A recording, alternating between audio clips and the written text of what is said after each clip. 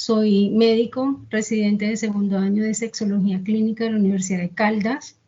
Estoy muy agradecida con Meditic por darnos este espacio. Efectivamente, Sexología Clínica es una especialidad relativamente nueva, es poco conocida y esperamos con estos espacios poder brindarnos la oportunidad de que nos conozcan y que también podamos ofrecerle esto tan necesario a los pacientes, y espero que durante la charla pues reconozcamos la importancia que tiene la sexología clínica y empecemos a darle el valor que tiene en la vida de todos. Entonces, bueno, ya si de pronto alguno tiene alguna duda, alguna pregunta, o si no se me está escuchando bien, por favor me dicen, porque no voy a poder de pronto ver manitos levantadas ni nada mediante la presentación. Bueno, ¿cuándo remitir un paciente a sexología clínica? Comencemos hablando un poco de qué es la sexología clínica, algo sobre la especialización. La sexología clínica estudia la sexualidad humana en toda su esfera biopsicosocial. ¿Eso qué quiere decir? Que evaluamos el componente biológico, ¿cierto? Orgánico, que tenemos todos los individuos, la esfera psicológica o mental, y asimismo cómo se desempeña ese individuo en una sociedad o en la sociedad en la que nos encontramos. Y miraremos cómo afecta cada factor, tanto biológico, psicológico y social, en el desempeño o el desarrollo de la sexualidad de cada individuo. La especialización en sexología clínica fue habilitada en el 2013, perdón, pero comenzó con su primera cohorte en el 2014. Es la única especialización en Colombia exclusiva para médicos. Inicialmente la sexología, o digamos que comúnmente la sexología se conoce como una especialización en psicología, o se ofertan maestrías o diplomados en diferentes universidades acá en Colombia o fuera del país, pero como tal, para médicos y como una especialización médica, solo está en la Universidad de Caldas, en Manizales. Hasta la fecha, llevamos 7 promociones. De las 7 promociones van 10 graduados, y en el momento hay 3 médicos en proceso de su tesis para poderse graduar.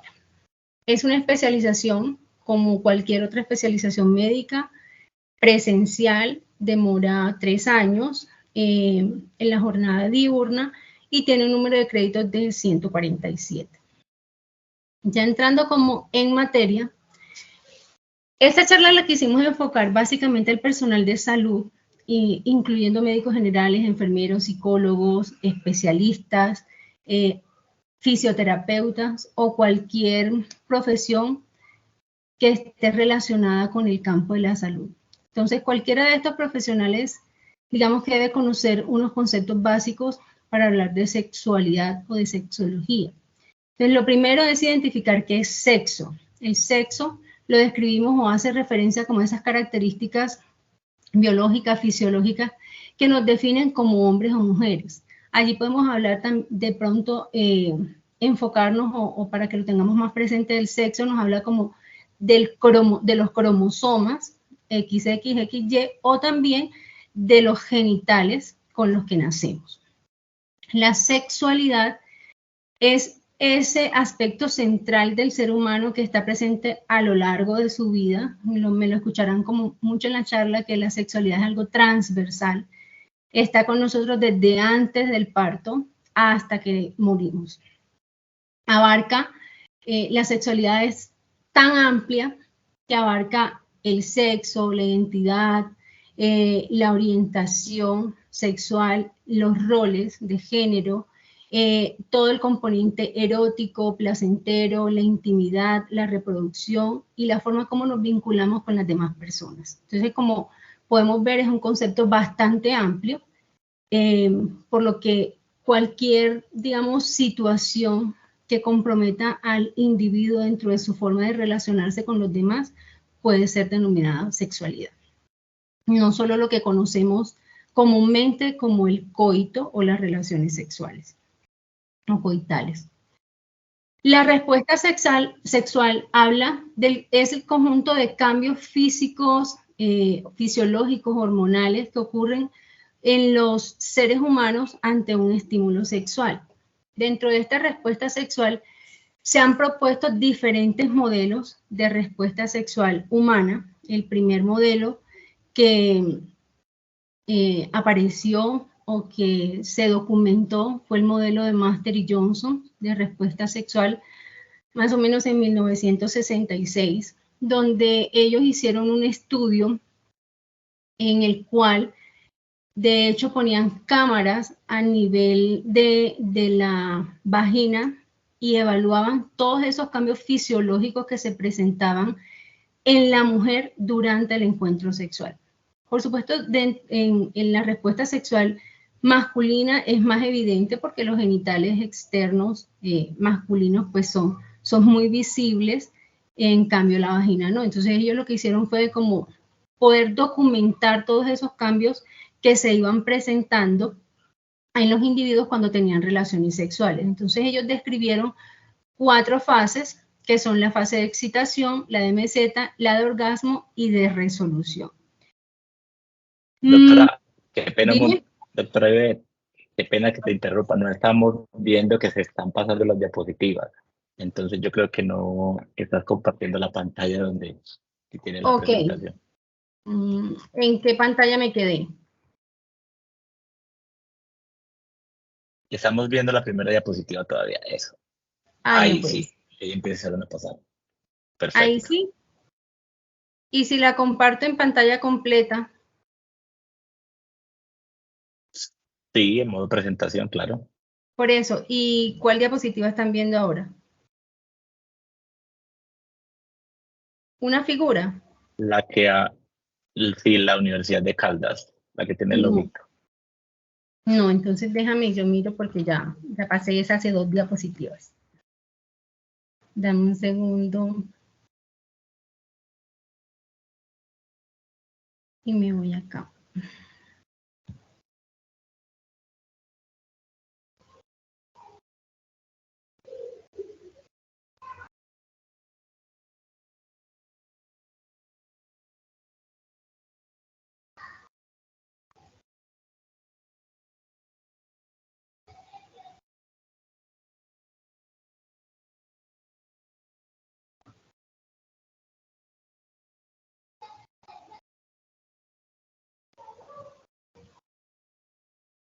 Ahí, ¿qué alcanzan a ver?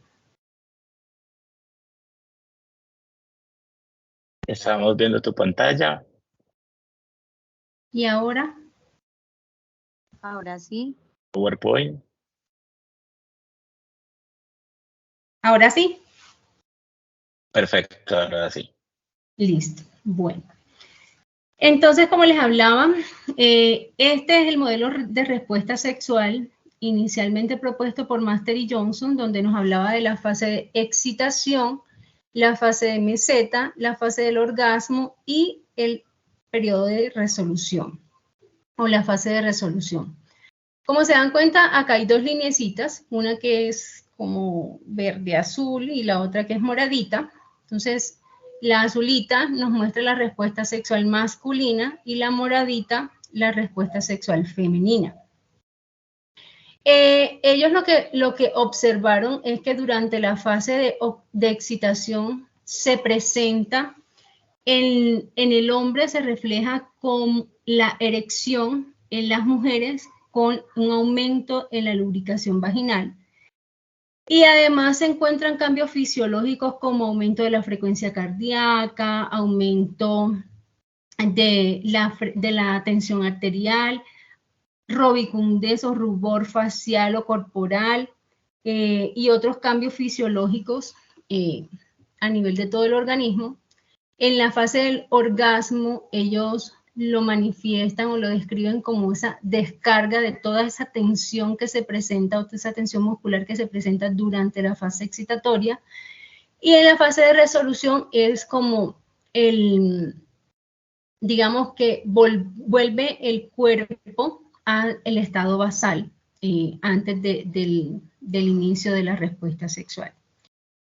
Y acá en la mujer, como vemos aquí hay dos piquitos, entonces lo que nos dicen es que en una mujer, cuando es estimulada correctamente, pueden presentarse más de un orgasmo continuo. Mientras que en el hombre, inmediatamente tiene el orgasmo, va a tener un periodo que denominamos periodo refractario, que es ese periodo en que demora en haber pasado un orgasmo y poder tener nuevamente una erección. Entonces, después de Master y Johnson, Helen Kaplan, que es otra investigadora, ella introdujo, no como una forma de debatir este modelo de respuesta que había creado Master y Johnson, sino como una forma de complementarlo. Lo que hizo fue introducir la fase de deseo dentro de esta respuesta sexual. Básicamente lo que decía era que antes de que se produjera un proceso excitatorio, el ser humano debía tener una fase psicológica o mental donde deseara o donde, como comúnmente lo podemos llamar, donde le dieran ganas de buscar un objeto sexual para tener un encuentro sexual. Entonces, en el modelo de Helen Kaplan lo que habla es que hay una fase de deseo, una fase de excitación, una fase de orgasmo y la de resolución. Entonces, adicional a eso, dentro de nuestra escuela tenemos a un médico colombiano que estudió muchísimo la sexualidad humana, el doctor Elías Alzate, es un médico egresado de la Universidad de Caldas, y se interesó mucho por la sexualidad humana. De hecho, introdujo la cátedra de educación sexual en la Universidad de Caldas, después de haberse ido fuera del país, estudiar, y bueno, él creó este modelo que él no lo denominó como respuesta sexual, sino como modelo de función sexual humana. Y es muy completo porque nos habla de que la función sexual humana se puede dividir en 5 fases y ella está en 3 planos, es decir, que se puede evaluar o se puede manifestar en un plano central o psíquico, que sería el mental, un plano somático o periférico, que serían como esas expresiones corporales que podemos tener de respuesta sexual, y un plano comportamental, que es esa manera de cómo nos relacionamos con lo que él llama un objeto sexual, que básicamente se trata de una persona o de algún objeto material o animales, porque también digamos que dentro de la función o de la sexualidad pueden haber relaciones también con animales, y ya eso en otra charla lo podemos hablar, que se llaman parafilias. Entonces, la idea que él plantea es que la función sexual tiene 5 fases, que es la fase apetitiva, que equivale más o menos a lo que llamamos el deseo. La fase relacional es la forma como nos comportamos nosotros desde que se despierta ese deseo sexual y buscamos a alguien para poder desarrollar esa, digamos, conducta sexual que queremos tener. La fase estimulatoria, él nos habla de que hay estímulos que son netamente centrales, por ejemplo, como las fantasías o los pensamientos sexuales. Hay unas, digamos, estimulación que es somática o periférica, que generalmente se relaciona con besos, caricias, interacción, y la fase comportamental, que es la forma como se interactúa con ese objeto sexual. Y la fase excitatoria, pues es igual, la parte que en los hombres se manifiesta con la erección y en las mujeres con la lubricación, y la fase orgásmica está documentado que es una fase netamente central, es decir, netamente mental, que hay personas que pueden tener orgasmos, sobre todo, por ejemplo, los hombres pueden tener orgasmos y no necesariamente tener una eyaculación. Y aquí él es muy enfático, que de pronto es uno de los objetivos de esta charla, es poder distinguir. Hay hombres que puedan tener excitación sin lograr una buena erección, así como puedan tener erecciones y no estar excitados.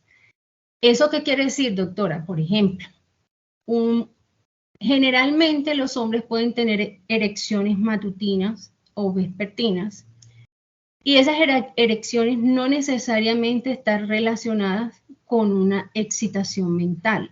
Son erecciones fisiológicas. Pero también podemos tener, por ejemplo, la parte de la disfunción eréctil, es que un hombre puede estar muy excitado y no lograr una buena respuesta eréctil. El orgasmo es netamente mental. Entonces podemos tener hombres que tengan eyaculaciones sin tener esa sensación excitatoria o orgásmica, y eso habrá que estudiarlo. Es muy poco común, pero sí está descrito en la literatura. Pero también es frecuente que hay hombres que tengan, eso sí es más frecuente, por ejemplo, hombres que tengan orgasmos y no presentar eyaculación.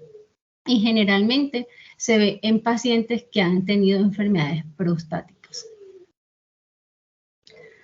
Otro de los elementos básicos o de los conceptos básicos que debemos saber de sexualidad es todo lo que tiene que ver con la diversidad sexual.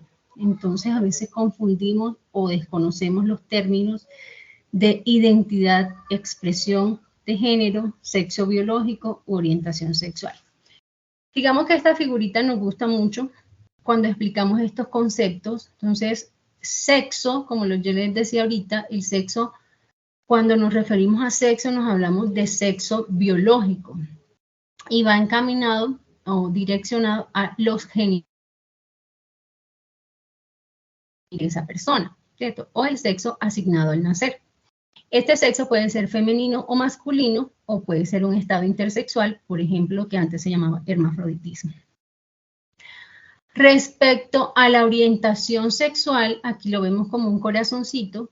La orientación sexual se refiere a quién, digamos, que llevo mi atracción o quién me atrae sexualmente. Entonces, dentro de la orientación se conocen los heterosexuales, que son las personas que les gustan personas del otro sexo, bisexuales, que le pueden gustar ambos sexos, asexual son las personas que se describen como que no se interesan ni por ninguno de los dos sexos. Pansexual es que le gusta cualquier persona independiente del sexo que tenga, y allí entrarían, por ejemplo, los transgéneros, que ahorita les hablo de eso, y las personas homosexuales que se interesan o se sienten atraídas sexualmente por personas del mismo sexo. Dentro de la identidad de género, nos referimos a esa manera como el individuo se identifica, como hombre o como mujer. Hablamos de una persona cisgénero cuando se identifica con el mismo sexo o el mismo género que fue asignado al nacer. Es decir, yo nací con genitales femeninos y me siento como una mujer. Entonces a eso lo denominamos persona cisgénero. Y las personas transgénero son esas personas que tienen una incongruencia entre el sexo asignado al nacer y cómo se identifican. Entonces, un ejemplo sería, yo nací como mujer, pero me identifico mentalmente, me siento como un hombre. Entonces, también, digamos que están los gender queer, que son, digamos que no se identifican con uno ni con otro sexo, sino que están ahí como moviéndose entre esa línea entre soy hombre o mujer. Y la expresión de género es esa manera como nos expresamos, valga la redundancia, ante la sociedad. Es decir, podemos tener expresiones, o me gusta vestirme como un hombre, o me gusta vestirme como una mujer, me gusta asumir roles que culturalmente, por ejemplo, siendo mujer, culturalmente hay roles que se han asignado a los hombres, por ejemplo, como personas que trabajan en construcción, como los conductores de cargas pesadas, de maquinaria. Entonces son roles que generalmente se le han dado a los hombres, pero que digamos que es una asignación cultural, no necesariamente que haya mujeres que no lo puedan hacer. Dentro de la consulta sexológica es importante evaluar varios aspectos cuando tenemos un paciente, pero es muy fácil cuando nosotros nos llega de pronto a la consulta sexológica. Entonces, ¿cuál es la idea? Que a cualquier persona del área de la salud que atienda a un paciente y que considere que este paciente debe tener un enfoque sexológico por algunas circunstancias que más adelante les voy a mencionar. Entonces, ¿qué es importante evaluar dentro de ese enfoque sexológico que vamos a darle a nuestro paciente? Primero, es importante saber de dónde son las fuentes de educación sexual que él ha tenido. Entonces, las fuentes de educación sexual puede ser que no haya tenido, ¿cierto? Porque no es común que nos hablen de sexualidad en casa o en el colegio, o que mirar si de pronto recibió educación en casa, cómo es esa familia tradicionalmente, si es machista, si es muy religiosa, si la educación sexual que recibió fue de la iglesia, si la educación sexual que recibió fue en el colegio, si por el contrario, digamos, fue autodidacta y consiguió información de internet, de pornografía y de fuentes no confiables. Eso nos ayuda mucho a orientarnos sobre cómo la fidelidad o credibilidad que pueda tener esas fuentes de información. Y lo que comúnmente vemos es que las fuentes de información, digamos que son básicamente tres. Primero de casa, de colegio, y generalmente esa educación ha sido restrictiva, ha sido limitada o enfocada a prevención de embarazos, prevención de enfermedades de transmisión sexual y lo que no, digamos, hablamos en casa o no nos hablan en el colegio, entonces la curiosidad de pronto hace explorar por otras fuentes de educación que son poco confiables y poco seguras como la pornografía o el internet, donde encontramos mucha información no científica y que a la larga puede ser usada de manera, digamos, indiscriminada y a veces no adecuada. Entonces, es importante evaluar de dónde obtenemos la fuente de educación. Eso nos va a ayudar también a evaluar cómo esos pensamientos y esas creencias que tienen nuestros pacientes sobre la sexualidad, que van a influir de forma significativa en el desarrollo de su sexualidad. Es importante también evaluar la orientación sexual y la identidad de género. ¿Por qué? Digamos que se ha visto que muchos pacientes de los que tenemos con enfermedades mentales, con ansiedad, con trastornos de ansiedad o trastornos de conducta, cuando se empieza a evaluar como el trasfondo de esas situaciones, encontramos muchas personas que tienen orientación a identidad de género diversa y eso les genera mucho sufrimiento. Esa es la manera de expresar todo ese sufrimiento es con conductas desadaptativas que, por supuesto, van a hacerle daño a ellos o a su familia. También es importante evaluar la respuesta sexual de nuestros pacientes, ¿cierto? O el funcionamiento sexual de nuestros pacientes. Evaluar cómo está la fase del deseo, qué tanto apetito sexual puede manifestar nuestro paciente, cómo está la fase excitatoria, es decir, cómo está lubricando, cómo son sus erecciones, si tiene unos inconvenientes con ellas, cómo está la fase orgásmica, si tiene eyaculaciones, si tiene eyaculación rápida, eyaculación retardada, si tiene o no, experimenta o no orgasmos y cómo es la satisfacción global de esas relaciones sexuales que nuestro paciente tiene.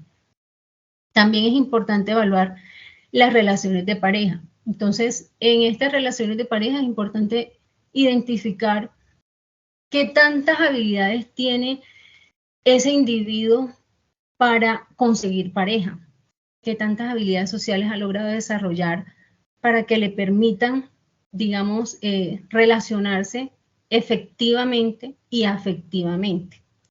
También cuando tenemos, digamos, disfunciones o problemas de pareja, es importante evaluar cómo es la dinámica de esa pareja, cómo se comunican, ¿ya? Y cómo está influyendo la sexualidad dentro de eso. De hecho, una de las causas más frecuentes de disfunciones sexuales, cuando empezamos como a indagar causas no orgánicas, encontramos que hay disfunción en la relación de pareja y eso los lleva a disfuncionar sexualmente. Generalmente consultan cuando ya está la disfunción y la disfunción solo es la disfunción sexual, y eso vemos que es solo como la puntica del iceberg, que ya cuando está en crisis y que ya cuando se compromete la sexualidad es cuando la persona consulta. También es importante evaluar antecedentes de eventos disruptivos. Eventos disruptivos llamamos nosotros desde sexología a los antecedentes de abuso sexual.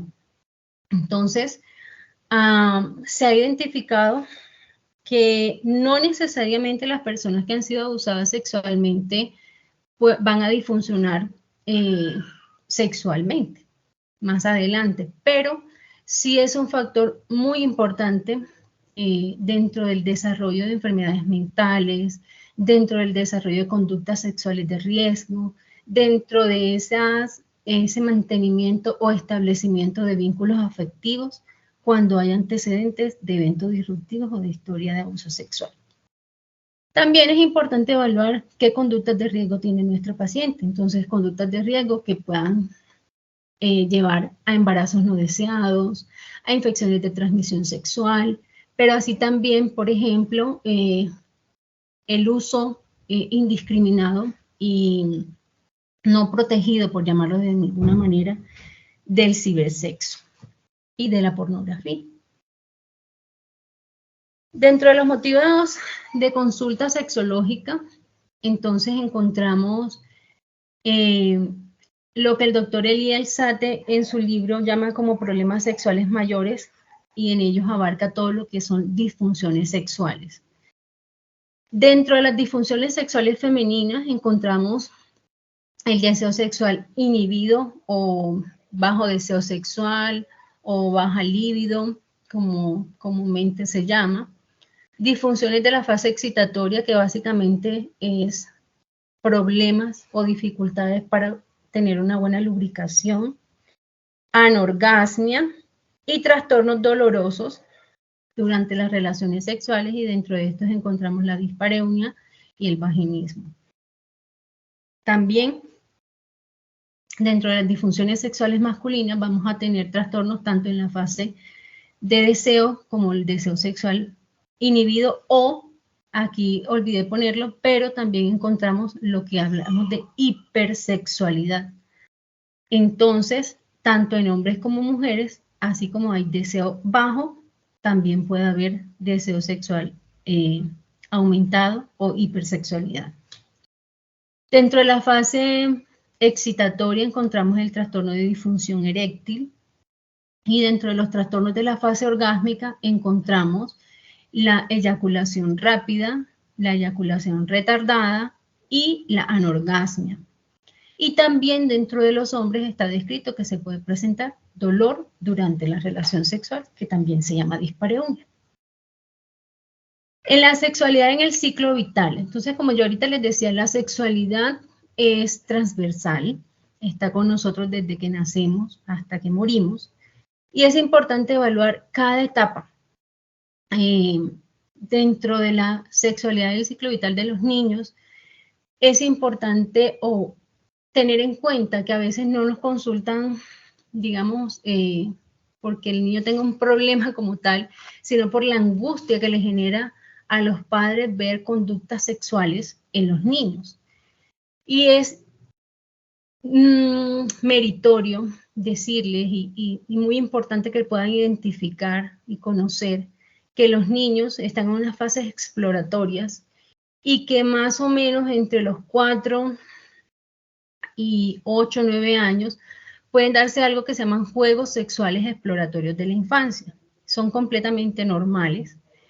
Más o menos en la edad de 6 a 8 años son muy frecuentes, a veces se presentan antes, y a veces nos asustamos porque lo relacionamos cuando vemos a un niño con conductas sexuales como tocarse los genitales, como que le gusta verse los genitales o mostrarse los genitales con otros niños. Estamos pensando inmediatamente que está expuesto a alguna situación de abuso, y en general lo que se ha descrito es que no, que los niños a esa edad están en esa etapa de exploración de sus genitales, pero es importante tener en cuenta que estos juegos sexuales exploratorios se dan en niños de las mismas edades. Es muy infrecuente y ahí sí hay que prestarle atención cuando vemos esos juegos que son muy repetitivos o que el niño solo está pensando en actitudes sexuales o cuando el niño, digamos, cuando hay una diferencia de edad de más de 3 años entre un niño y otro, entonces ya ahí sí no se configuraría propiamente como un juego sexual exploratorio y tocaría entrar a indagar. Pero en general lo que quiero dejarles acá es que hay conductas sexuales en los niños que son esperadas, que hacen parte de su desarrollo sexual y que no debemos cohibirlos, porque eso, primero cohibirlos aumenta como la malicia y el interés de ellos por seguir explorando, y eso que se les está prohibiendo. Y lo otro es que o sea, lo que le digamos a los niños, por ejemplo, como que si nos lo encontramos tocándose y que el niño tenga una erección y lo encontramos tocándose, generalmente lo que uno dice, oiga, no se toquen los genitales son sucios, eso es una cochinada, o eso es pecado. Entonces, el niño, obviamente, en su mentalidad de niño, eso lo va a creer y lo va a tomar como una verdad absoluta y va creciendo con esas creencias de que los genitales no se tocan, que son cochinos, que es pecado. Y por supuesto, más adelante, dentro de su desarrollo sexual, va a tener inconvenientes. También en la edad infantil se configura la identidad de género. Entonces es importante explicarle a los padres que estén atentos y nosotros como médicos o como personal de la salud, poder estar atentos a esas señales que los niños mandan cuando se sienten identificados con el sexo opuesto al que se les asignó al nacer. Está descrito que los niños más o menos desde los 3 años empiezan a identificarse en su género y así como el niño que nació niño se identifica como niño, también ese niño que nació niño puede empezar a mostrar signos de identificarse como una niña. Y desde ahí, desde que parte de esa identificación de los adultos, de los cuidadores, de los padres, empiecen a identificar esa incongruencia de género y poderlo orientar o acompañar en ese proceso de identificación para disminuir el riesgo de que esa incongruencia en su identidad de género pueda ocasionar enfermedades mentales y patologías desadaptativas en el desarrollo pues, de su vida. En los adolescentes, básicamente, empieza la edad del autoconocimiento, del autoerotismo, de la masturbación. Entonces, ahí es importante el acompañamiento, donde podemos decirle que son prácticas que se pueden hacer, que de hecho hacen parte del reconocimiento de su sexualidad, pero que se deben hacer de una forma, digamos, en la intimidad, de ser aseados, ¿cierto? Y de tener un espacio propicio para ellos y que no genere o no altere digamos, el tránsito o el comportamiento diario del paciente, es decir, que no afecte sus otros compromisos o sus otras actividades diarias. En cuanto a la orientación, entonces también está descrito que en los adolescentes empieza a identificarse ese adolescente como quién me gusta, hacia quién me siento atraído, y es importante el acompañamiento con los adolescentes y las familias en este proceso también, porque también se ha descrito, como les decía anteriormente, que las personas con orientación sexual e identidad de género diversa genera muchísimas enfermedades mentales, pero no porque ellos se sientan mal de cómo se siente, sino por digamos, por el rechazo de sus familias y de la sociedad. En cuanto a la edad adulta, la idea es poder evaluar qué tan efectivas o la consulta que nos llega de pronto porque no tienen habilidades para conseguir pareja, porque siempre, digamos, que caen en el círculo de las mismas relaciones disfuncionales.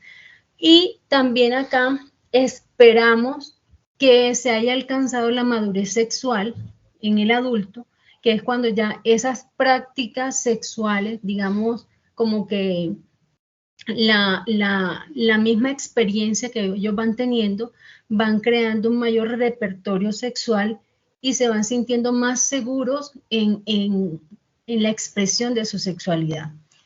Es lo que generalmente se espera. Entonces allí, digamos que los motivos de consulta que nos llegan es porque hay algún trastorno en esa madurez sexual. Dentro de la consulta del adulto mayor, digamos que lo que más vemos son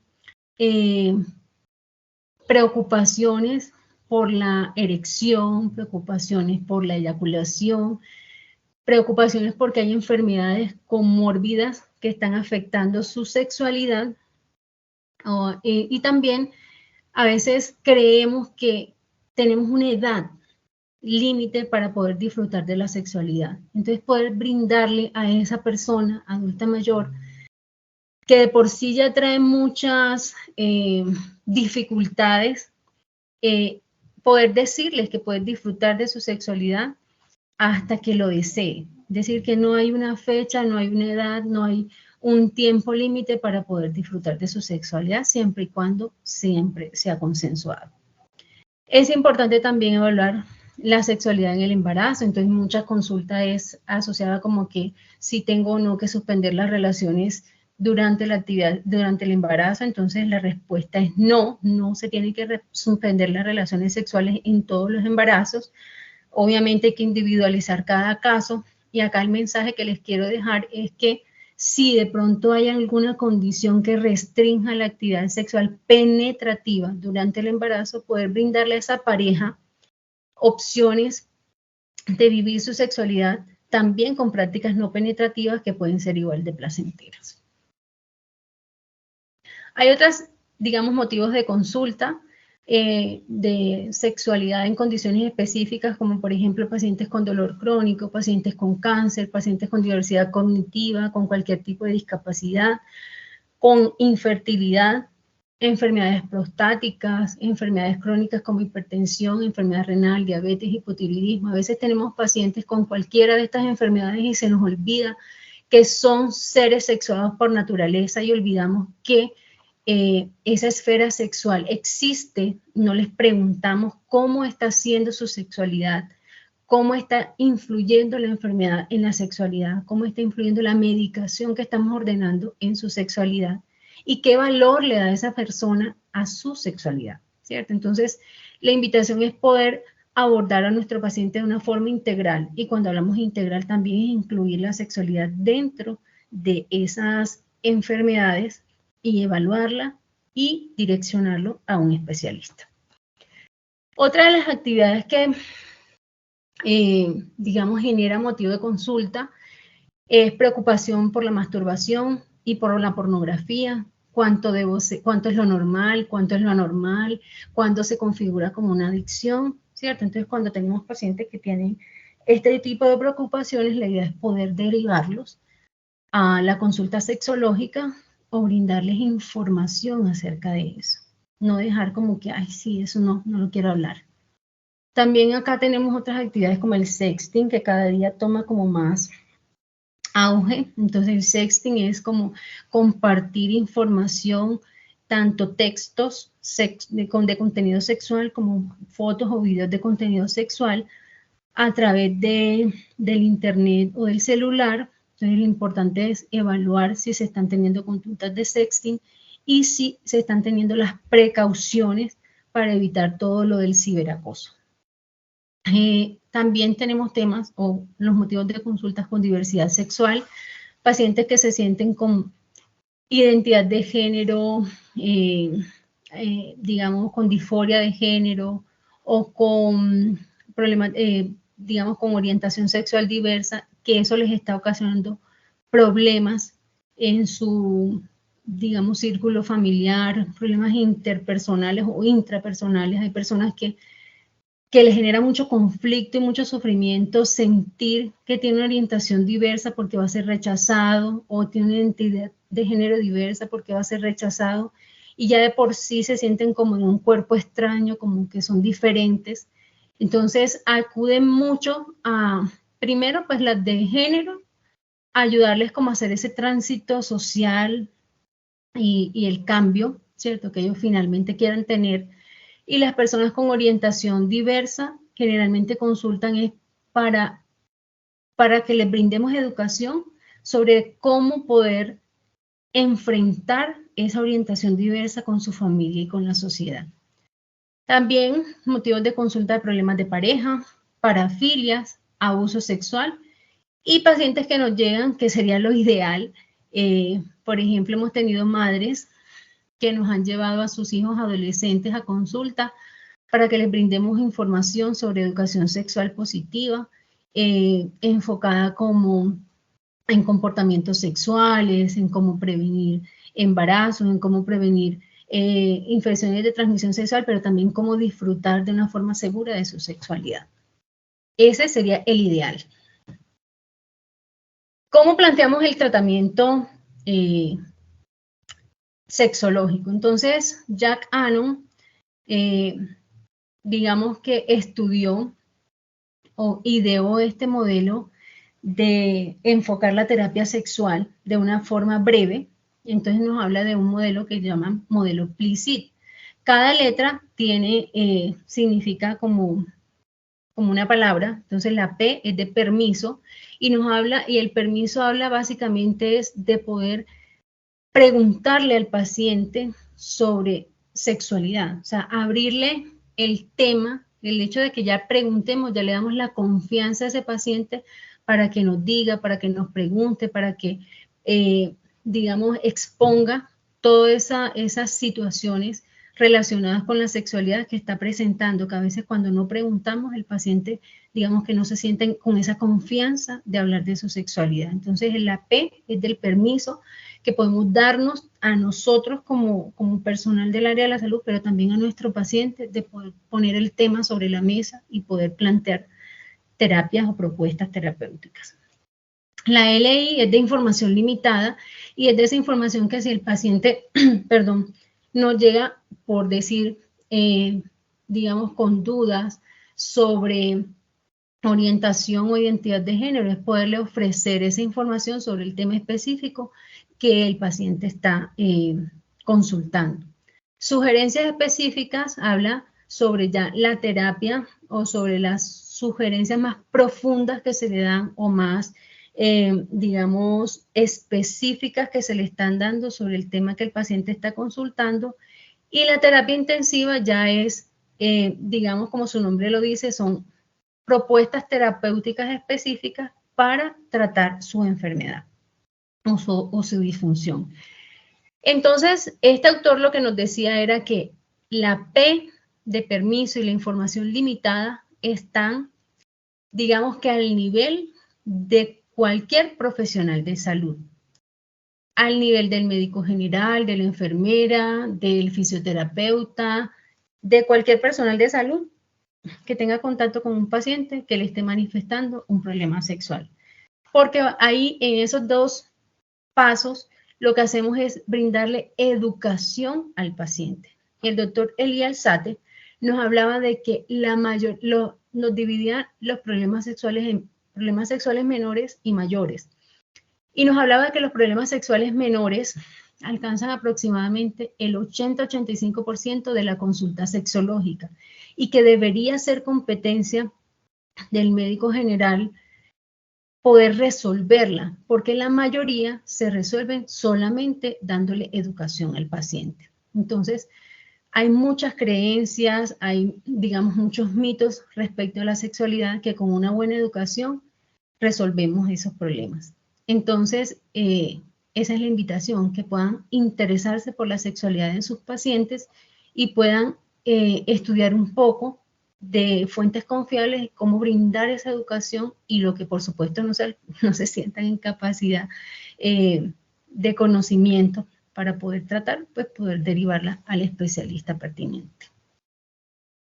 ¿Cuándo hacer un enfoque sexológico? Entonces, cuando por supuesto es el motivo de consulta principal del paciente, cuando digamos que en la consulta, como por poner un ejemplo, una paciente que llega por infecciones vaginales a repetición y que dentro de la consulta, pues su motivo de consulta principal fue la infección vaginal pero dentro de la misma consulta el paciente está manifestando que esa infección vaginal le está ocasionando problemas para tener relaciones sexuales. Entonces allí ya debe hacerse un enfoque sexológico también.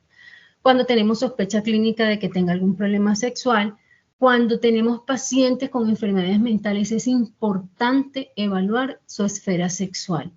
Por lo que les decía ahorita, hay muchos problemas sexuales, sobre todo los más frecuentes son abuso sexual, disfunción en la dinámica de pareja, sexualidad o diversidad sexual, que genera mucho sufrimiento y mucho dolor a los pacientes, y lo que hacen es, digamos que manifestarlo con depresión, ansiedad, cutting, ¿cierto? Conductas autolesivas. Entonces es importante enfocar o evaluar su esfera sexual. Y también cuando detectamos que estos pacientes han tenido fallas en la educación, cuando detectamos de pronto cogniciones erradas sobre la sexualidad, poder derivar o hacer un enfoque sexológico. ¿Cuándo remitir? Después de toda esta información, entonces, ¿cuándo remitimos a un paciente? Primero, cuando no tenemos conocimiento, entonces, ojalá no hacer daño, ¿cierto? Entonces, si no tenemos conocimiento, por favor remitir y no dejar como el paciente ahí, como que no es importante, como restarle o minimizar su preocupación. Cuando no sabemos cómo abordarlo, cuando tenemos conflictos de interés, porque de pronto no me siento conforme, porque de pronto es un paciente con diversidad sexual y yo no, pues tengo alguna conducta homofóbica, entonces si no tengo la confianza, no puedo establecer una buena alianza terapéutica, tengo conflictos de interés, mejor lo derivo. Cuando hemos hecho los dos pasos anteriores, hemos dado el permiso y hemos brindado educación sexual positiva y el paciente, digamos que persiste con la dificultad sexual, es mejor remitirlo a sexología, y cuando definitivamente no estoy interesada en tratar temas sexuales, mejor me deshago de este paciente y lo mando para el sexólogo. ¿Quiénes remiten a sexología? Como me han escuchado, la sexualidad es transversal. Entonces, médicos generales, enfermeros, psicólogos, ginecólogos, urólogos, internistas. Es importante aquí saber que nosotros no competimos con urólogos, no competimos con ginecólogos, no se trata de eso. El enfoque que nosotros le damos a la sexología o a la sexualidad es, digamos, global. Entonces, la idea es poder esas causas orgánicas, esas causas físicas, mentales o esas causas sociales que de pronto urología y ginecología se limita a manejar las causas orgánicas, sobre todo las causas quirúrgicas, de pronto a veces se salen como de esa formación del urólogo y del ginecólogo. Entonces, de hecho, nosotros tenemos muchos pacientes que son derivados de la consulta ginecológica y urológica porque se salen de pronto de la competencia de su formación. Entonces, no estamos como compitiendo con nadie, sino apoyándonos y haciéndonos un grupo más amplio para mirar al paciente de una forma integral. Entonces, ¿quiénes remiten? Todo el que tenga un paciente con quien detecte alguna dificultad sexual. Dentro de nuestros egresados, digamos que han tenido consultas presenciales y telemedicina. Dentro de la consulta presencial están, digamos, dispersos en el país, en las ciudades de Manizales, Pereira, Río Negro, Medellín, Tuluá, Cartago, Cali, Santa Marta. Como vemos ahí, solo 8 departamentos del país donde se puede brindar la especialidad. Entonces, tenemos mucho camino por recorrer, pero también dentro de la telemedicina nos ha ayudado muchísimo a llegar a esas zonas del país donde no hay sexólogos, y como lo vemos es una especialización que abarca muchas cosas y es muy necesario. Entonces también tenemos egresados que están haciendo telemedicina, y próximamente acá en Meditic la idea es poder implementar las dos modalidades. Es importante también que sepan que sexología está dentro del POS, que tiene unos códigos CUPS para consultas de primera vez, de seguimiento y para interconsultas. Entonces la duda sería, ¿pero qué hace el sexólogo de un paciente hospitalizado? Básicamente, por ejemplo, nosotros estamos en un hospital psiquiátrico y y apoyamos en la consulta, por ejemplo, esos pacientes que llegan con depresiones, con cutting, con cualquier tipo de enfermedad mental, pero que tiene conductas o un trasfondo sexual que está generando o empeorando esa esfera mental. Entonces, por ejemplo, hay los pacientes con abuso sexual que el abuso le está generando, digamos, rumiaciones y pensamientos intrusivos constantes. Entonces, empezar ese proceso de desculpabilización desde el área de sexología. Pacientes que tienen orientación sexual diversa, género, identidad de género que no es congruente con su sexo asignado al nacer, y también pacientes que, por ejemplo, están hospitalizados con alguna diversidad cognitiva y que tienen conductas hipersexualizadas. También desde la consulta hemos hospitalizado pacientes que tienen conductas de exhibicionismo o, digamos, alto riesgo de cometer delitos sexuales. Entonces también, digamos que los vemos tanto internados como desde la parte de consulta los podemos remitir a las urgencias. Ya como para ir finalizando, quiero que se queden con esta frase del doctor Álvarez Gallú. Dice, la sexualidad es un aspecto inherente al ser humano. Para algunos es una fuente de placer y de aceptación. Para otros, que son la mayoría, representan problemas y conflictos de diversa índole. Casi todos los seres humanos viven y actúan sin un conocimiento real de su sexualidad y la de los demás, lo que conlleva una disfunción en la vida individual y social. Quiero que se lleven esta frase porque es para que le demos el valor que realmente la sexualidad tiene en nosotros y en las demás personas. Y cuando empezamos a preguntar, quiero que se queden con la pregunta, ¿qué tanto valor le doy a mi sexualidad? ¿Y qué tanto puedo hablar como profesional de la salud de un tema que es igual de normal como hablar del cardiólogo, del ginecólogo, del urólogo? También es hablar de la sexualidad y consultar al sexólogo. Entonces, si están interesados de pronto en alguna fuente de información para ampliar un poquito esto, que es muy superficial de lo que les hablé hoy, tenemos estos 3 libros que son como manuales de sexualidad. Entonces está el libro del doctor Elia Alzate, es un libro muy viejito, pero mira, es del 87, pero cuando uno empieza a leer ese libro, dice, el doctor era un visionario, o sea, es un libro que lo lees y realmente no ha cambiado mucho desde el 87 hasta la actualidad, lo que ha sido la sexualidad y la forma como hemos visto la sexualidad. Entonces nos falta mucho. Nos hemos quedado, digamos, estancados en el tiempo en cuanto a los temas sexuales. También tenemos el libro de Sexoterapia Integral del doctor Álvarez Gallú y el manual de Sexología Terapia del doctor Cabello. Digamos que les traje estos 3 porque son muy amigables desde la parte científica, muy amigables para la lectura. Y también este otro libro se llama Sexo para Dummies, que es básicamente un libro más dirigido como a la población en general. Y para finalizar, pues quiero invitarlos al Congreso de Sexología que hacemos anual. Este año será el 6º Congreso y 10º Simposio Internacional de Sexología Clínica. Se realizará entre el 28 y el 30 de septiembre de este año. La modalidad es presencial, se hace acá en la Universidad de Caldas, en la Facultad de Ciencias para la Salud. Y también para el que esté interesado en la especialización, el examen de admisión es anual, están abiertas ya las inscripciones. Para el que esté interesado, pues acá tenemos los contactos, la página de Instagram de los residentes de sexología, la página del Semillero de Investigación de Sexualidad y la página de la universidad. Muchísimas gracias y espero que haya sido de su agrado la presentación. Muchas gracias a la doctora Ivette Rocío Londoño por la maravillosa presentación. Abrimos un espacio para que alguno de los participantes, si tiene una pregunta, un comentario, un aporte, lo pueda hacer. La verdad, doctora, quiero felicitarla por su maravillosa presentación. Entonces, quedamos atentos si alguno de nuestros invitados tiene alguna pregunta.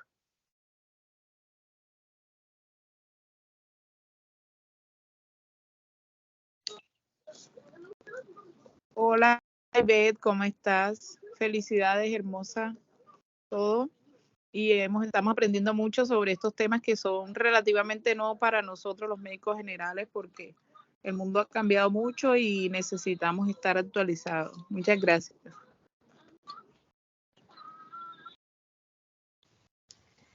Muchísimas gracias a ti también.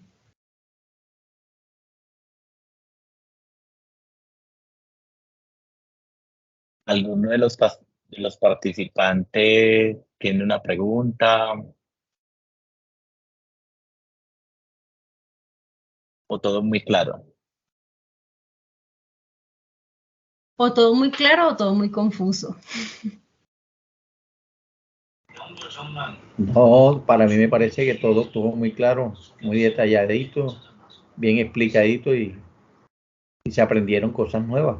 Así que para mí todo está claro y cuando todo está claro no hay pregunta. Oye, muchas gracias a ti. Gracias.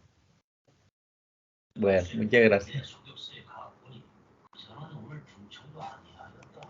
Bueno, doctora Ivette, no nos queda desde Medifix sino darles agradecimiento. La verdad, la charla fue muy productiva.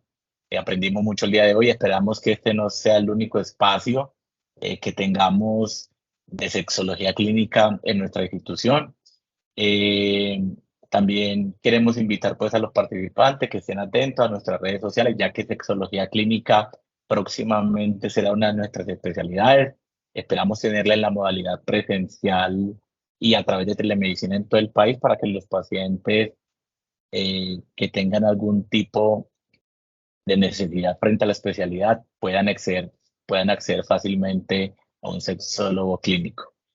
No siendo más, les agradecemos a todos. Por ahí le dejamos una lista de asistencia. Es importante su diligenciamiento porque si alguien quiere una constancia de asistencia, nosotros le generamos un certificado. Muchas gracias a todos. Feliz noche. Gracias, feliz noche a todos. Gracias por el espacio. Que descansen. Gracias. Feliz noche para todos. Hasta luego y muchas gracias. Chao. Feliz noche.